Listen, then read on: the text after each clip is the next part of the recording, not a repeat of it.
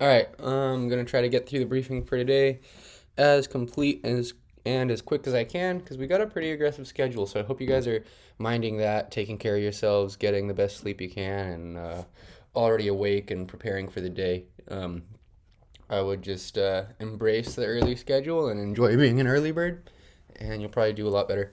Um, so we've got. Let's start with the current. Low tides at 7 a.m.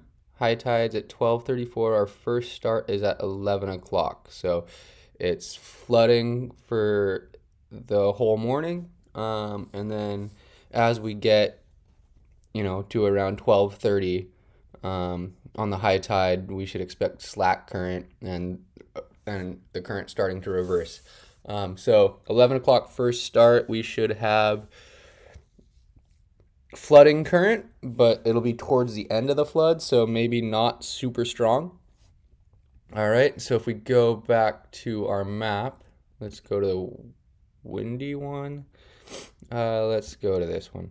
Um, okay, so remember the flood is the incoming current from low to high tides. The water is coming in as the water level rises, ripping up through here, and then um, onto our race course. Okay, so going in the direction the mouse is moving and pointing. Um, Current coming in, filling the bay, moving to the north. So we have this cone factor that we talked about where majority of the current is coming in on the left side. We might have also some additional current going through the gap here. And if we actually start on time at 11, that's probably full flood everywhere, but not super strong, starting to die off.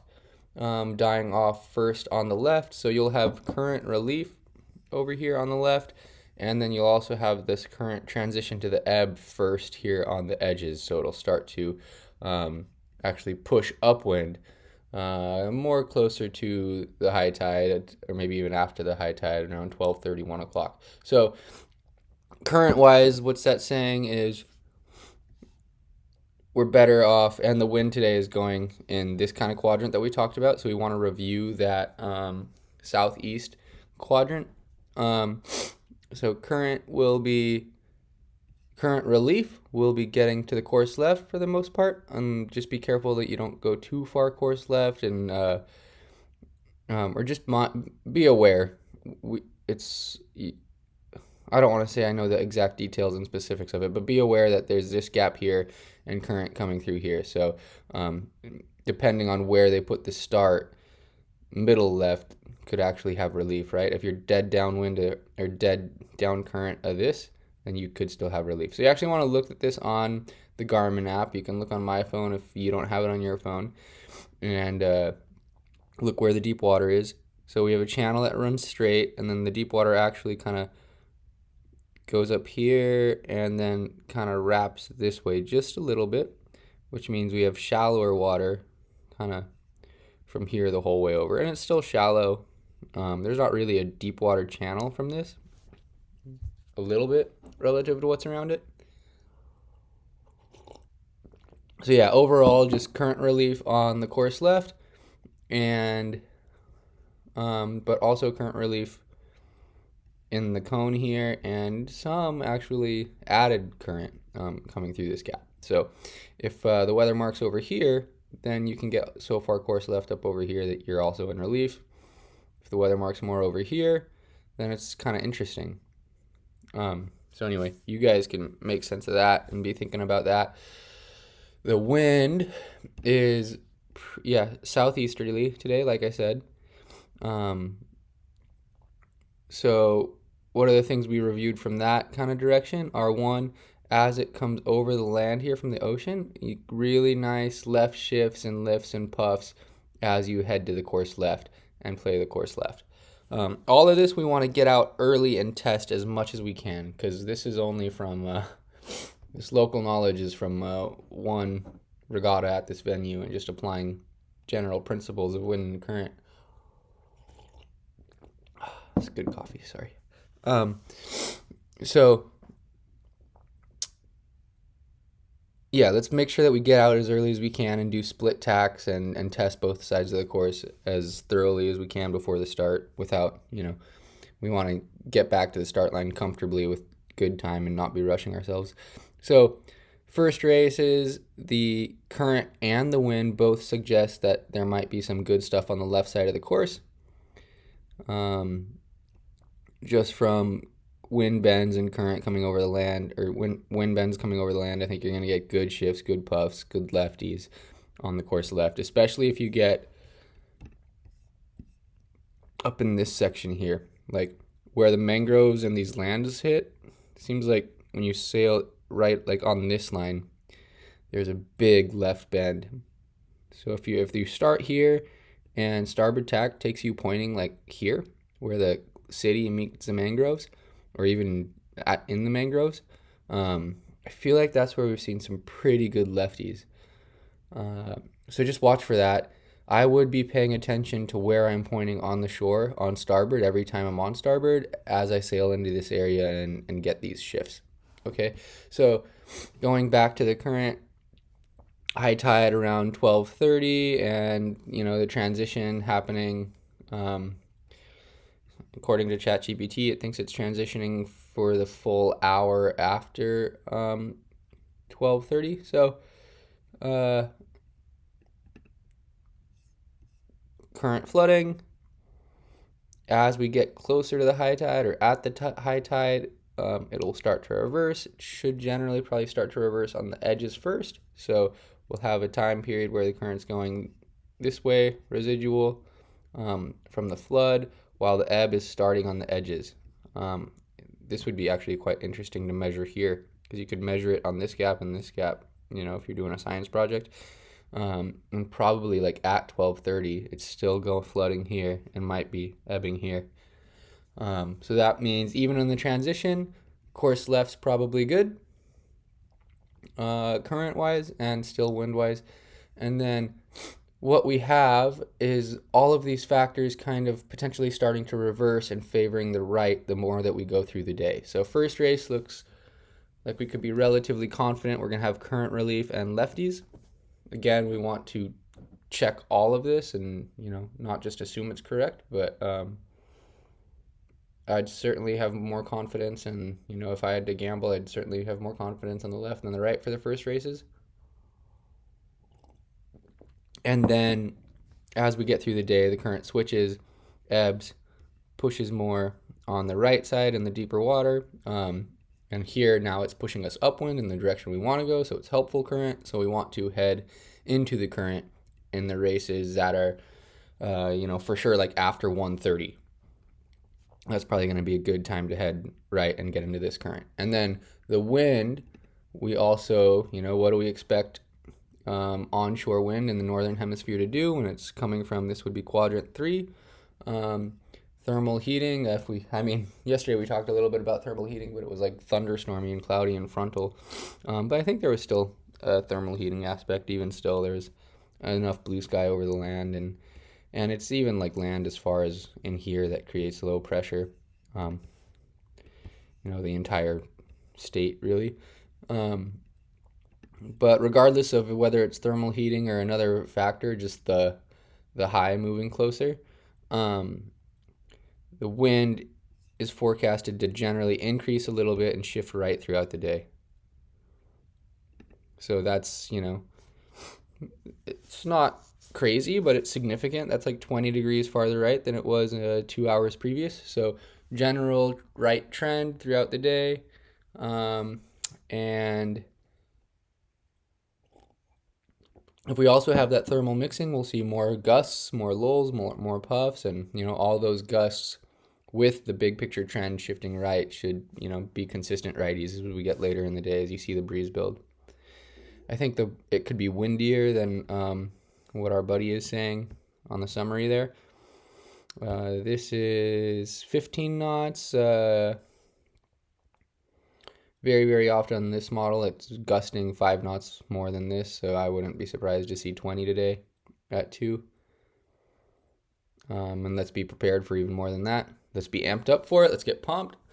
Let's be excited to sail that would be ebb tide and good wind. So that would be potentially like pretty exciting conditions. So let's get excited for it, and you know, the more you're pumped up and excited to have a real sailboat race and some real conditions, the better you're gonna do. So I'm looking forward to it, and you guys should too. Let me. I don't want to take too long because we really just want you guys to be able to watch this and get to focused on your racing. I haven't even read this yet, so let's see if it agrees with what I said. Favor the left side for current relief, upwind, yeah. Middle left position. It's thinking looking downwind, I believe. So it's saying like downwind potentially want to jibe set. But that also depends on inner loop versus outer loop and compared to where you are relative to that extra gap that we talked about by the bridge. So be thinking about that when you go downwind. More important is going to be clean boat handling, clean boat speed, clear air, and just sailing vertically. You won't have enough side-to-side separation downwind. Like your angles aren't there to get significantly different current. So I wouldn't think about it quite so much. More just clear air and going fast. Transition to ebb. Who do we care about any of this? Let's see. Yeah, we kind of talked about it already. Yeah, prioritize wind more during the ebb. You can forget about the current a little bit. But even though the current's dropping, sometimes you like, if it's going opposite directions on either side of the course, even though there's not a lot of it, that's still potentially very significant. So we want to watch for that and see if it actually does start flowing upwind in the shallow water while it's still flowing against the wind in the deep water. And then later in the day, this is guessing that'll be around race 3 at 3 o'clock. Yep, exactly what I was saying. Right side to mitigate the opposing southward current. It's opposing the wind, maybe? I don't know. That current's helping you. It's pushing you upwind, so I'm not sure why it says opposing, but it's picking the correct side. So yeah, right side into the ebb current because the ebb current is pushing you upwind. And then as the wind shifts righter, we're also expecting maybe those lefties over the shore might go away and the funneling effect down the channel becomes stronger. So you might have a big picture shift to the right, a bend in the wind as it hits the inland shore of the channel. That's going to bend the wind in line with the channel, right? And it's so it's not perfectly in line with the channel, right? It's 10, 15 degrees to the left of in line with the channel, but I think what it's actually going to do in real time, in reality here, is it's going to come in, and when it hits here, it's not going to continue on shore. It's going to just kind of funnel down the channel. So the breeze is going to come in and funnel down the channel. And what that means is that a convergence? That would create a little bit of a convergence zone of increased pressure on the right side of the course, I believe, as well, I think. Yeah.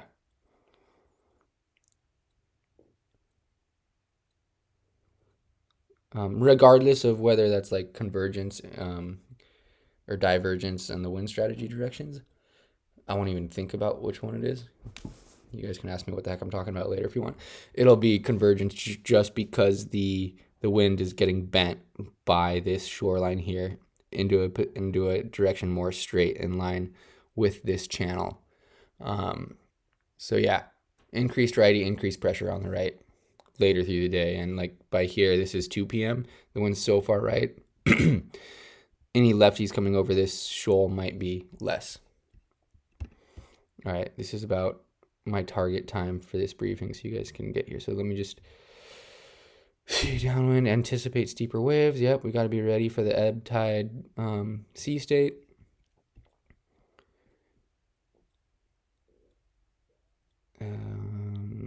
Yep, saying going left, you'll have localized wind shifts. Deeper areas, stronger current. Yeah.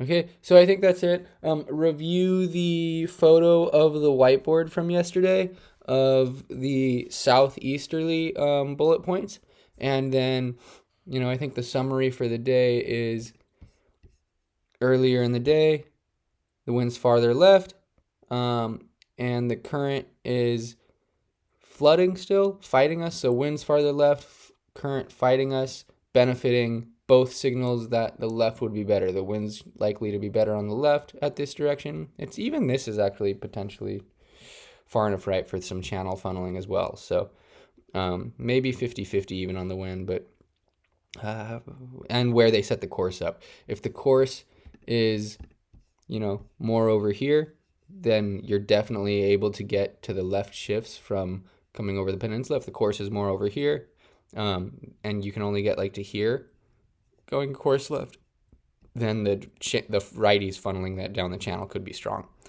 In which case you want to test the current and see exactly how strong it is. If it's significant, then you probably still want to head for the relief. If the current's light, and the wind is funneling down the channel even for race 1, then that actually could be righty. So at least let's not pretend like we know more than we know. Let's just understand these are the variables that we need to be aware of, be talking about, and be testing, and let's get out there and test them. All right, I'm trying to go quick here for you guys. I know, that's hard for me.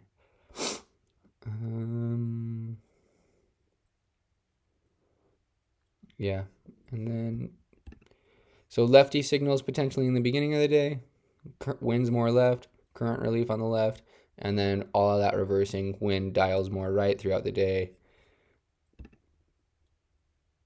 pretty much in line with the channel by 5 p.m. and ebb current. So when it's in line with the channel and ebb current, that's when we're expecting more the right side to pay. Okay, even still, to be a little careful, it's showing better pressure potentially on the left, but I don't expect that. I expect the map to be kind of wrong about that. It's going to fill in this whole channel quite good. That's also quite late in the day. So shifting right and ebb current increasing. So